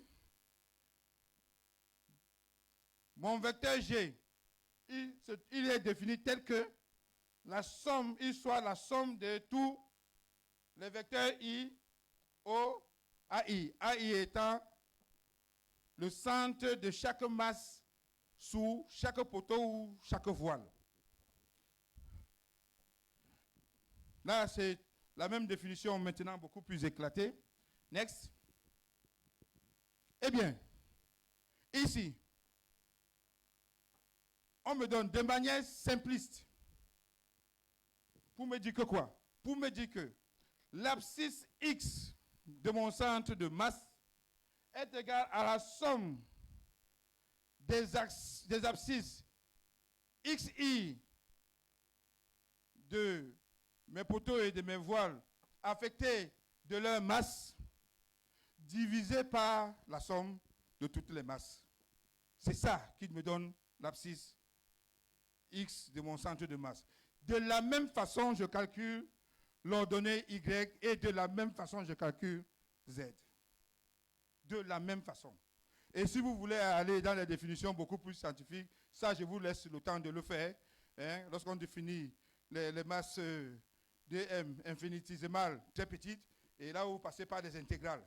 D'accord? Mais là, on n'est pas dans ce cas. Ici, c'est tellement simple de manière analytique qu'on peut appliquer la première formule. Next. Ah, c'est parti où? J'ai oublié. Revenez un peu. Ah, mais je me suis perdu là. Voilà. Quand moi j'ai appliqué ça dans mon cas, quand j'ai appliqué ça dans le cas que je vous ai présenté tout à l'heure, eh bien, j'ai trouvé que XG qui est égal à EX est égal à 1,60 m. YG qui est égal à EY est égal à 0,85 et ZG égal à 0. De toutes les façons, je suis à la surface de mon radier. D'accord? OK. On continue alors maintenant. Bien. Avec les théories que j'ai apprises en RDM, pour calculer la flexion d'une section transversale, j'ai mon radier à la base. Quand je coupe mon radier, j'ai une section transversale horizontale. C'est vrai ou c'est pas vrai? J'ai une section transversale horizontale. Qu'est-ce que ma section transversale tend à faire? Lorsque mes charges sont excentrées, elle tend à fléchir. N'est-ce pas? étant affléchi sur une fibre, je vais avoir de la tension et sur une autre, je vais avoir de la compression. C'est exactement la même chose. Exactement la même chose. De la même manière, je vais donc calculer les contraintes sur mes points les plus excentrés de mon trapèze que je vous ai montré tout à l'heure. Sigma 1 et sigma 2, en appliquant effectivement les connaissances de la RDM. Et vous vous rendez compte que quoi? Ici, j'ai la contrainte moyenne. Hein, monsieur de l'UIC. Parce que là, ce sont des combinaisons d'actions que j'ai, d'accord? Que ce soit à l'ELS ou à l'ELU. Mais ici, on a l'ELU. OK? Ici, j'ai le calcul de ma contrainte moyenne. Et qu'est-ce qu'on me dit? On me dit qu'à l'extrême, sur les fibres extrêmes, ces contraintes sont ajoutées ou soustraites de moments de flexion sur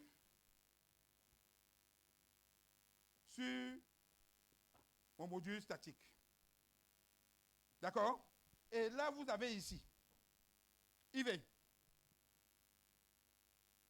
Vous l'avez là. Et IV est une propriété de la section transversale de mon radier. Oui.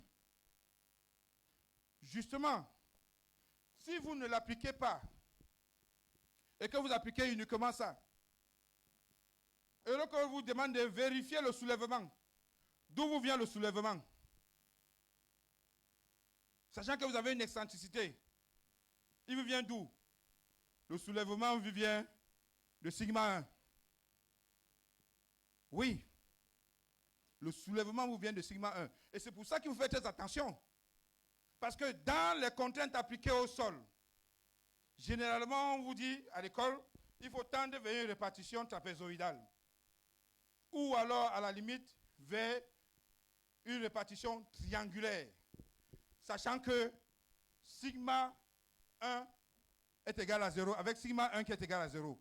Quand vous commencez à avoir une répartition triangulaire sous le radier où sigma 1 a une valeur négative, qu'est-ce qui se passe au niveau de ce point-là? Il s'est soulevé.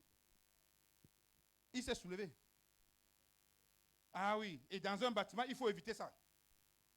Il faut éviter les soulèvements. Ce n'est pas moi qui ai dit, c'est Eurocode. Oui. Donc si vous n'appliquez pas ça comme ça, vous avez perdu beaucoup d'informations. Beaucoup d'informations. Et sachant donc aussi que je suis dans une zone humide, où j'ai une présence permanente de l'eau, ici, j'ai la poussée d'Archimède, qui tend à soulever aussi mon bâtiment. Donc il faut le lester. D'accord? Voilà, il faut le lester. Next. Eh bien, là encore, je vous donne un rappel. Je vous montre comment, avec une section rectangulaire, vous pouvez déterminer les propriétés géométriques de votre radier. D'accord? Ça peut être circulaire aussi. Ça peut être trapézoïdal aussi. Peu importe. Et quand c'est bizarroïque, vous appliquez les intégrales. On continue. Next. Bien. Dans le cas que nous avons eu à appliquer, on a la surface à la base de notre radier qui fait 1618 mètres carrés. On a cette valeur de contrainte moyenne qui fait 5,54 bars. On a la poussée d'Archimède ici qui fait 1,62 bars. On a notre module I sur V, sachant que I c'est l'inertie et V c'est la fibre, la fibre la plus éloignée de la section de mon radier, ici qui fait 14 558 mètres cubes. Et ici, vous avez donc cette contrainte qui est donnée par la flexion du radier, du fait de son excentricité EX. Du fait de son excentricité EX. Et vous voyez que dans notre cas, c'est 0,99 bar. Près de 1 bar. C'est énorme. C'est énorme. Si vous vous arrêtez là, vous avez perdu toutes les autres informations. Et vous allez comparer des choses qui ne sont pas comparables avec une valeur fausse. Or, il faut revenir à la définition des contraintes appliquées sur les fibres extrêmes que je vous ai données tout à l'heure pour avoir les vraies valeurs des contraintes appliquées au sol. Et, next. Quand je les applique, eh bien, regardez, j'ai ma valeur sigma 1 qui est égale à 2,95 bars. J'ai ma valeur sigma 2 qui est égale à 4,82 bars. Or, dans les hypothèses, avec les essais qui ont été faits sur mon site, on a trouvé qu'en moins 8, on avait une contrainte de 2 bars. Mais comme j'ai fait une vérification à l'ELU, je multiplie ça pour une fondation superficielle par 1,33 pour avoir la valeur de référence qui me donne 2,66 bars. Constat, que ce soit X1 et sigma 1, pardon, que ce soit sigma 2, mon couple sigma 1, sigma 2 est dépassé. Conclusion, la fondation que je vais donner à mon bâtiment à travers le radier est insuffisante. Et je suis déjà à moins 8. Alors, il y a certains ici, des petits malins, qui laissent tomber tout ce qu'on a dit par rapport à l'environnement de Douala, où on a dit que c'était un remblai sur sol mou, et qui vous disent, mais on va encore creuser, on va remblayer, et vous allez poser votre bâtiment, et ça va tenir. Mamma mia. Ouais, le Saint-Esprit. Ça, maintenant, on avait évoqué le Saint-Esprit. Parce qu'il faut que le Saint-Esprit vienne exaucer tout le monde, chrétien et non chrétien. Parce que là, dans mon village, on dit que c'est la sorcellerie. On continue. Vous voyez que là, je viens de vérifier la potence. D'accord? Là, je viens de vérifier la potence. Maintenant, je vais vérifier une autre valeur. Et c'est là où je vais m'arrêter parce que si je continue à vérifier tout ce que Eurocode m'a dit là, on va partir d'ici demain matin. On va vérifier une autre valeur, laquelle j'ai appelé le tassement. Et sachant que j'ai fait des sondages pressiométriques, eh bien, voilà ce que le fascicule 62 ou alors l'Eurocode 7 me prescrit pour vérifier mon tassement. Voilà les formules. Et sachant que j'ai mes sondages et mes courbes précieux ici, je mets mon bâtiment à la côte, moins 8. Là, j'ai défini mon paramètre E1 et mon paramètre E2. Et dans l'Eurocode, on me dit E1 plus E2, la somme des deux doit couvrir la largeur, la dimension la plus petite de mon bâtiment, c'est-à-dire sa largeur. Et c'est là où ça devient intéressant. Quand vous n'êtes pas ingénieur et que vous allez commander un sondage géotechnique, sachant que vous n'êtes pas initié à ces choses-là, et que vous ne savez pas comment est-ce qu'on va calculer le tassement, qu'est-ce qui va vous arriver? Vous allez définir vos sondages pratiquement ici à la côte 24 ou 25. Vous allez m'apporter ça, je vais vous dire, mais écoutez, je ne peux pas calculer vos fondations. Et quand ça va partir chez mon ami Eric, lui aussi sera très content de vous rejeter ça en disant que, ben écoutez, il faut reprendre les sondages parce que la profondeur d'investigation est insuffisante. Vous voyez là où ça coince? Vous voyez là où ça coince? C'est pour ça qu'il faut être initié. C'est pour ça qu'il faut être initié. Et il faut savoir, dès l'APS, dès le moment où vous entrez dans le projet, où est-ce que vous devez aller?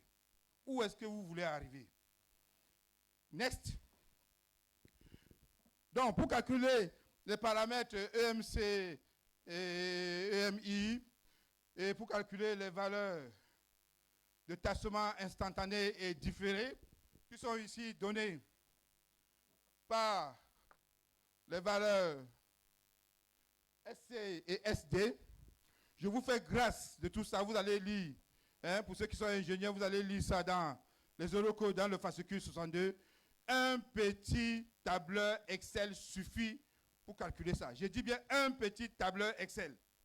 Et s'il vous plaît, ne croyez pas que le logiciel que vous appliquez calcule ça. Non. Non. Je vois des gens qui me donnent la déformation de la plaque à la base, ils me disent c'est le tassement. Voilà. Mais quelle est même la définition du tassement?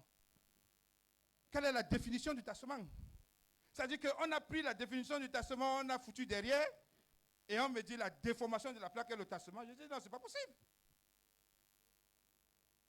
C'est parce qu'il y a diminution de vide sous une épaisseur que j'ai une consolidation, une compression qui va s'appliquer, et je vais avoir un déplacement vertical de ma structure, et ça va me créer un tassement. Et ce tassement peut s'opérer à la base de mon radier ou sous une couche.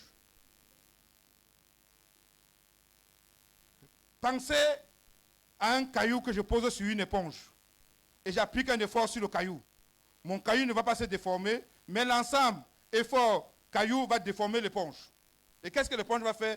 L'éponge va se comprimer en diminuant les vides qui sont à l'intérieur. C'est ça. C'est ça, les amis. Donc ici, quand on a aussi vérifié, on s'est rendu compte que le tassement instantané nous donnait 4,79 et le tassement différé 2,30. La somme des deux nous donne une valeur de 7,09, supérieure déjà à ce que prescrit la norme. La norme dit pour les radiers, il ne faut pas dépasser 5 cm.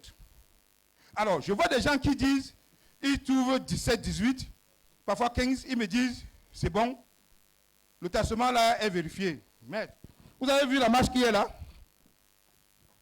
Vous avez vu ça? Prenez cette table-là. Posez ça ici. Des pieds ici et des pieds ici. D'accord? Et posez une bouteille. Et asseyez-vous là. Dites-moi si vous allez exploiter la bouteille que vous avez posée sur la table. N'est-ce pas que vous avez passé tout le temps à faire comme ça pour qu'elle ne tombe pas? Mieux encore, prenez la chaise. Mettez un pied ici et mettez un pied là et asseyez-vous sur la chaise. Vous n'avez pas peur de tomber? Vous allez avoir peur de tomber, non? Mais alors, quand vous avez un tassement de 15 cm et vous dites que vous êtes encore exploitable, quand même. Voilà ça. C'est pas la sorcellerie. Il faut projeter les valeurs qu'on trouve. C'est ça. Ne prenez pas les valeurs là pour des valeurs calculées parce que vous appliquez bêtement. Non. Essayez de vous représenter qu'est-ce que ça signifie. Et vous allez vous rendre compte qu'il y a plein d'aberrations. Donc, là aussi, on trouve que le tassement qu'on a calculé est supérieur à 5 cm. Conclusion, même le tassement est dépassé. Alors, uniquement sur ces deux valeurs, j'ai la potence qui est dépassée, j'ai le tassement qui est dépassé. Qu'est-ce que ça me donne? Mais tout est dépassé là. D'où je vais avoir recours à un autre système de fondation que je vais appeler les pieux. OK? Vous voyez? Même mon bonhomme là est dépassé. Vous avez vu ça? Même lui-même il dit que ce n'est pas possible. L'affaire ici commence à être compliquée. Alors, next. Next. Alors, pour vous détendre, j'ai essayé de me balader dans Douala. Hier, le maire a dit qu'il veut une belle ville.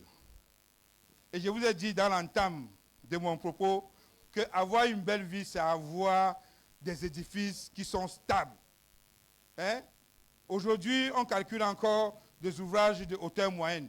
Mais demain, on va avoir à calculer des immeubles de grande hauteur. Si même pour les immeubles de petite hauteur, on n'arrive pas à gérer cet aspect-là. Regardez ça. Mon ami, c'est ça justement quand on n'a pas pris en compte ces différents aspects. C'est ça. Ça a bougé. Et il bouge, vous voyez, il est venu s'appuyer ici. S'il n'y avait même pas cet immeuble-ci, il serait peut-être au sol. Continuez, mon ami. Vous allez voir. Douala, là, les gens sont sorciers. Regardez. Regardez, c'est à Douala, s'il vous plaît. Ce n'est pas à Paris. C'est à Douala. J'ai fait exprès de ne prendre que les images qui sont à Douala. Regardez. Vous voyez les pathologies qu'on a? Mais une ville peut-elle être belle avec ça? Je vous pose la question. Une ville peut être belle avec ça? Alors pourquoi vous, ingénieurs qui avez la charge du dimensionnement des ouvrages, vous ne voulez pas appliquer les choses telles qu'il faut? Next. Vous regardez? Hein? Vous avez vu ça? Et quand on va partir, on va vous dire il y a des ingénieurs qui ont signé là-dessus. Mais ce n'est pas possible. Next. Voilà. Ici, alors, c'est la sorcellerie. Le petit bâtiment-ci, lui, il est parti comme ça, et l'autre, il est parti comme ça, même la guérite. Même la guérite. Même ça. Bon. OK. Pour la dernière série de questions, je vous donne le micro.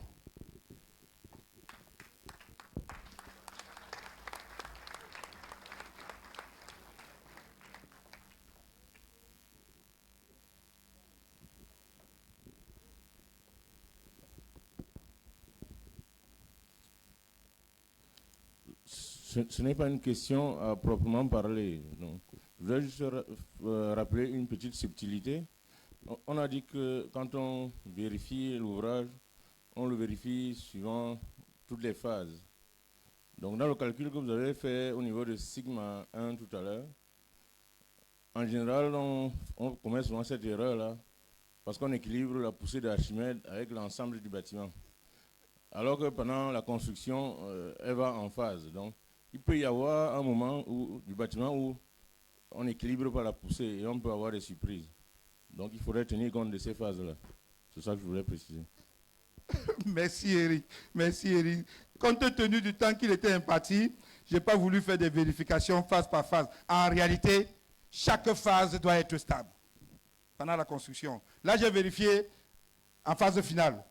Mais ça ne veut pas dire que si je prends le radier sel, je pose, eh bien, quand la marée est basse, on croit que c'est bon. Quand la marée va venir, ben, si mon radier n'est pas suffisamment lesté, on va trouver que mon radier flotte à l'intérieur de l'eau. Et ça peut m'amener maintenant à changer l'épaisseur de mon radier pour lui donner suffisamment de poids et suffisamment de lest. Donc la valeur 1 n'est qu'une valeur de prédimensionnement. Merci.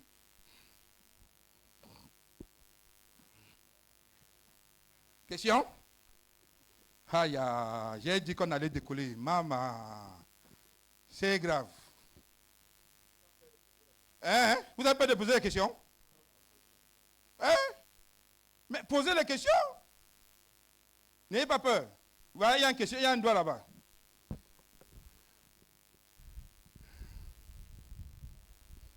Merci bien. Je me suis déjà présenté. Je suis M.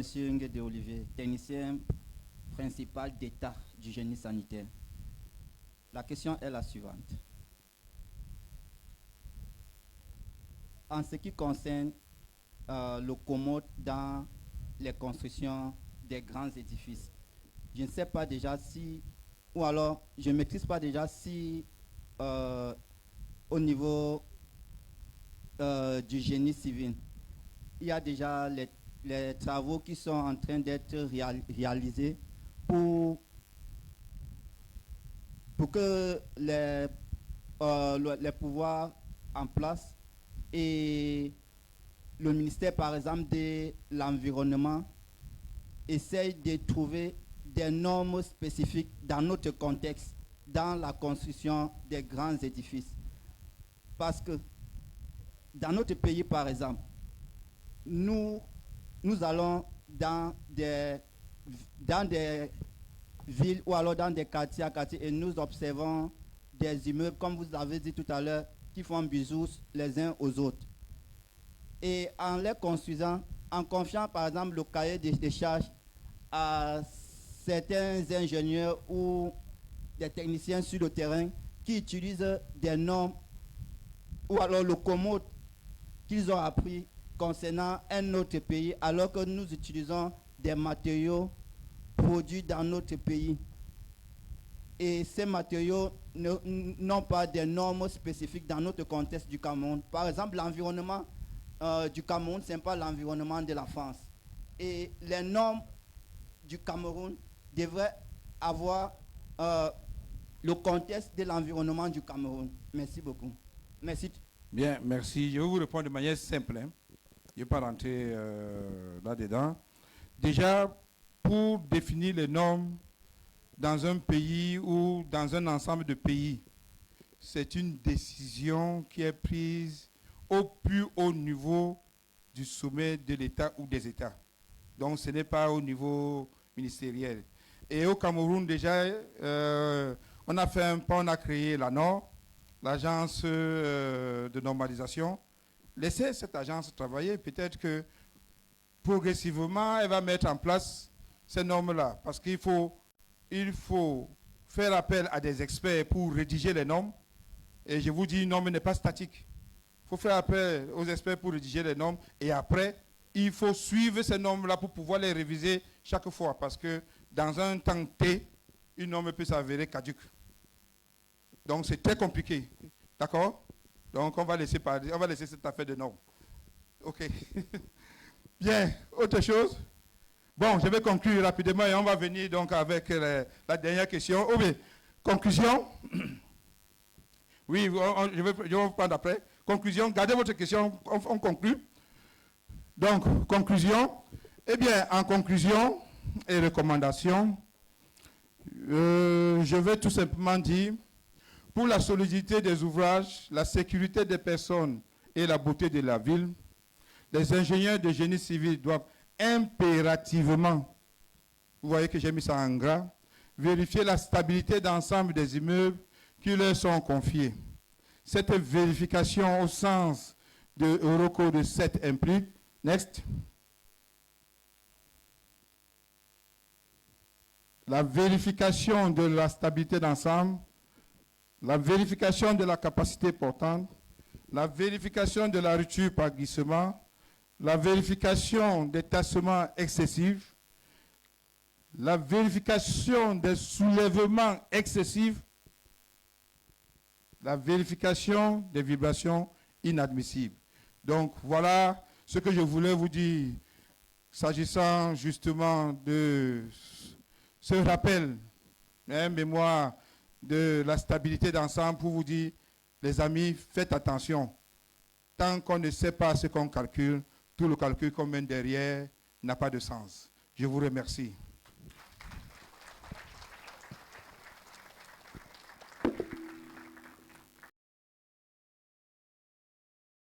Bonsoir, monsieur. Et j'ai vraiment écouté avec beaucoup d'attention et beaucoup d'intérêt l'exposé. Et j'ai deux questions. La première, permettez-moi de revenir sur la classe de conséquences. Bon, tout à l'heure, vous avez dit qu'après avoir défini les classes de fiabilité, on définit la classe de conséquences. Donc, j'aimerais savoir comment la classe de conséquences influence-t-elle sur le choix des normes? Et ma deuxième question, le choix des normes. La deuxième question, j'aimerais savoir si les contraintes sismiques pourraient-elles être prises en compte dans notre calcul? Les contraintes sismiques pourraient-elles prises en compte dans notre calcul? Merci. Alors, bien, là aussi, c'est assez simple. Hein. La première, vous me dites, comment est-ce que la classe de conséquences... Mais justement, la classe de conséquences est définie par le choix de la norme qu'on va utiliser. Parce que la norme a des restrictions. La norme a des restrictions. Dès que vous sortez de là, ça devient compliqué. D'accord? Donc, à partir du choix de la norme, que vous allez définir cette classe de conséquences. C'est vrai que dans l'écriture, on a mis, on a listé ces normes après, mais on les choisit avant. D'accord? OK. Maintenant, est-ce qu'on pouvait appliquer le calcul sismique à notre ouvrage? Oui. Si notre ouvrage était construit, devait être construit dans une zone sismique. Or, on m'a dit on est à Douala et Douala n'est pas une zone sismique. Douala n'est pas une zone sismique. Ah non. Ah non. Ah non. Je vous ai dit au départ qu'on a un remblai sur sol mou. Vous avez vu une propagation d'ondes de vibration dans un sol mou? Il faut faire attention. Ah, il faut faire attention. Quand on parle de séisme, on a un mouvement vertical et un mouvement horizontal qui va vous générer une onde. Et après, le bâtiment va commencer à bouger. Comment vous allez avoir ça dans un sol mou? Ah! Si vous avez un rocher, oui, je vais vous dire, ah ben tiens, ou une croûte latérite, je vous dis, ah tiens, c'est possible. Mais étant donné qu'on a un sol mou, je vous dis, attention. Attention. Par contre, vous pouvez avoir un tsunami. Hein? C'est-à-dire que l'eau, la mer qui bouge et tout ça, qui va maintenant vous renvoyer les eaux sur le territoire. En ce moment-là, ça va devenir autre chose. Pas parce qu'il y a eu séisme, non. Faites attention. Merci. Autre question?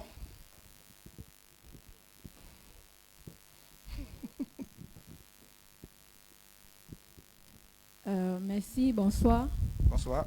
J'avais une petite question à vous poser. Mhm. On va supposer qu'on a construit un bâtiment et la stabilité d'ensemble n'a pas été vérifiée. Ma question maintenant, c'est, supposons que le bâtiment est fonctionnel et que les dégradations premières ne sont pas visibles. Hein? Les premières dégradations ne sont pas, du moins, visibles. La stabilité d'ensemble n'a pas été vérifiée. Je suppose. Et ça a été construit. Et ça a été construit. Ça, c'est un cas supposé. Finissez. Maintenant, je voulais savoir s'il y avait des outils pour poser un diagnostic, déjà pour essayer d'évaluer les désordres qu'on peut avoir dans ce cadre et déjà les techniques pour remédier à cela, si possible, dans de tels cas. Merci. Merci. Alors, madame ou mademoiselle? Hein? Hein? C'est important. C'est important. Bon, alors, sachez que dans ce cas-là, je suis un ingénieur pur et dur. Vraiment, si ça n'a pas été vérifié, louez le Saint-Esprit. C'est tout. Le reste là, l'homme est incapable de vérifier en suivant un raisonnement logique. On va faire quoi? Vous-même, dites-moi, on va faire quoi? Rien. Ok, vous avez trouvé la réponse. Amenez.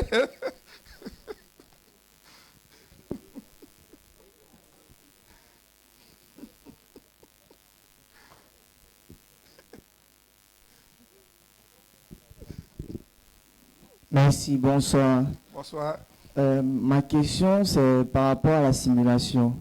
Dans la mesure où nous avons vérifié la stabilité d'ensemble de l'ouvrage et qu'on va y voir le comportement au niveau des simulations et tout, ma préoccupation, c'est que j'aimerais savoir si on pourrait se limiter au niveau de la situation, disons, je vais dire ça comment? Est-ce qu'on va aller au centième ou au millième ou on peut simplement observer au mètre près? Ah, là, au niveau des virgules? Non, monsieur, je dis par rapport lorsqu'on a le comportement en fait. Lorsqu'on observe le comportement de notre bâtiment. Sous quelle charge? Statique ou dynamique? Statique et dynamique. C'est deux choses. C'est deux choses. Sur le plan statique, vous avez quelque chose de fixe qui est là, qui est droit. On suppose qu'il ne bouge pas à l'intérieur, qu'il est rigide. D'accord? D'accord. Et monsieur. on suppose que tout le mouvement d'ensemble qu'il peut avoir va entraîner avec la même amplitude. Avec la même amplitude. Toutes les masses, même si elles sont très petites. De la même manière. D'accord? Pour t'expliquer ça terre à terre. Mais maintenant, si c'est un problème dynamique, pour calculer sous les charges dynamiques, en fonction des modes de vibration, il y a un niveau où on s'arrête. Parce que même quand le bâtiment, il est là, tu sais ce qu'il est, quand il va avoir le premier mode de vibration, le deuxième, je ne suis pas sûr qu'on traverse le troisième mode. Parce que c'est difficile de voir un bâtiment qui va se déformer comme un chewing-gum s'il a un béton armé. Ça, il faut faire attention. C'est pour ça qu'il faut savoir très bien dans quel cas on se situe. Il y a une main ici.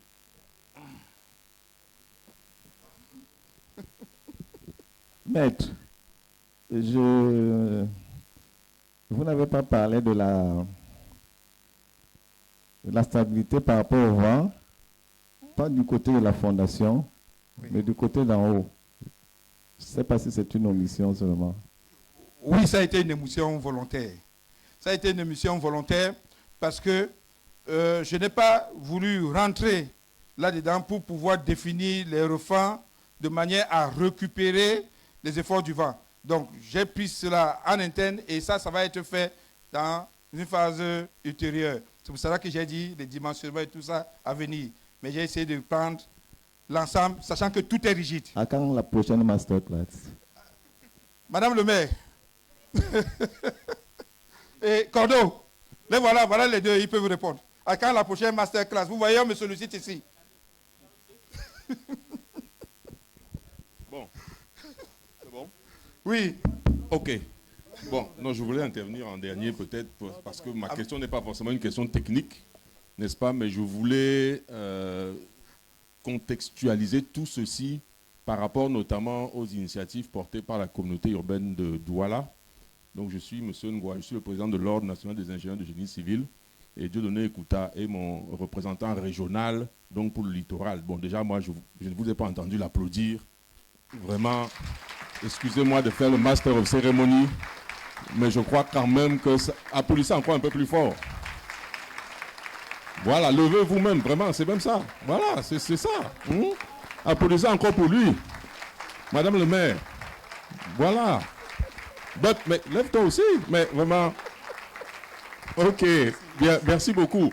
En fait, je voulais déjà remercier Dieudonné pour effectivement cette brillante prestation et saluer bien entendu l'initiative de Monsieur le maire, Madame le maire ici présente et toute leur équipe au niveau de la communauté urbaine de Douala parce que nous avons ici à Douala véritablement une volonté de l'exécutif municipal d'améliorer les constructions, de bien travailler sur tout ce qui est l'acte de construire. Ça veut dire, à partir des documents d'urbanisme dont vous a parlé le coordonnateur du guichet unique tout à l'heure, à partir d'un certain nombre d'actions que mène la communauté urbaine de Douala et justement leur volonté d'impliquer les professionnels donc, dans tout ce qui est acte de construire. Et ça commence bien entendu par les architectes qui sont intervenus ce matin, les ingénieurs donc, que nous sommes et d'autres acteurs, urbanistes, ainsi de suite, qui sont nécessaires pour qu'une ville se développe au mieux. Et c'est une manière de vous dire qu'aujourd'hui, donc, on avait cette masterclass sur le dimensionnement des immeubles donc de grande hauteur. Alors, tout le monde n'est pas, à mon avis, ingénieur dans la salle, n'est-ce pas? Donc, par moment, ça peut être assez technique, n'est-ce pas? Mais c'était aussi le but du jeu. Le but du jeu, c'était aussi de montrer à ceux qui ne sont pas forcément ingénieurs que de la même manière que vous allez à l'hôpital, vous demandez à voir un médecin, de la même manière, vous voulez calculer votre bâtiment, vous allez voir un ingénieur de génie civil. C'était ça aussi le but du jeu. Et c'était une manière de dire que ça ne s'improvise pas. Ça s'apprend, ça se travaille. Après, on bénéficie de l'expérience. Vous avez vu, lui, il peut le faire peut-être plus aisément que beaucoup de jeunes qui sont ici, n'est-ce pas? Mais ça se travaille et ça s'apprend. Et ensuite, je voulais aussi dire que là, on vous prend un simple exemple, on est dans le dimensionnement, n'est-ce pas? Et Madame le maire est là, par exemple, elle examine régulièrement un certain nombre de dossiers qui sont présentés pour les permis de construire. Vous avez vu, par exemple, qu'on a abordé des notions de charges, par exemple les charges d'exploitation. Vous allez voir que très souvent, beaucoup de clients, là je parle notamment aux jeunes ingénieurs, mais en même temps à ceux qui ne sont pas forcément ingénieurs, beaucoup de clients vont vous dire, ok, je veux construire tel immeuble ou tel immeuble, n'est-ce pas? Et puis en cours de réalisation de son bâtiment, n'est-ce pas? Il décide tout d'un coup de changer plus ou moins l'exploitation de son bâtiment. Et vous voyez donc les impacts que ça peut avoir. C'est-à-dire que même si on a fait de bons calculs au départ, vous voyez très bien que si un mois il monte, moi je connais des cas comme ça ici à Douala, quelqu'un arrive au R+7, R+8, il dit qu'il va justement faire un rooftop avec piscine, s'il vous plaît. Avec piscine. Et ça existe, j'en connais, ici à Douala. Donc vous voyez bien que si en cours de construction, votre client change complètement sa demande, son besoin, en quelque sorte, donc, change vos hypothèses de calcul. Vous voyez donc l'impact que ça peut avoir. C'est une manière de dire aussi et d'interpeller les ingénieurs de génie civil que nous sommes sur notre responsabilité, mais en même temps, les alerter sur les limites, justement, des fois de cette responsabilité-là. Et je parle toujours sous le couvert de Mme le maire et des responsables de la communauté urbaine ici. Vous savez que lorsque on dépose un dossier de permis de construire, on demande notamment un contrat de suivi signé par un ingénieur. Mais il est très important donc pour les ingénieurs qui signent ce contrat-là. Et ce contrat, il est donc joint au dossier, n'est-ce pas, pour l'attribution du permis de construire, il est très important pour ces ingénieurs ensuite de se prémunir des risques éventuels futurs. C'est-à-dire quoi? Assurez-vous déjà que lorsque le permis de construire est donné et que le projet démarre, on a eu des situations comme ça, n'est-ce pas? Le maire nous a saisis au niveau de l'ordre. Et assurez-vous donc que vous êtes formellement notifié du démarrage des travaux, vous êtes formellement associé donc à ces travaux-là. Parce que si effectivement en cours de route, le client change, il ne vous a même pas informé, mais vous êtes dans le dossier au niveau de la mairie. On sait que c'est Ngouakizito qui est censé faire le suivi.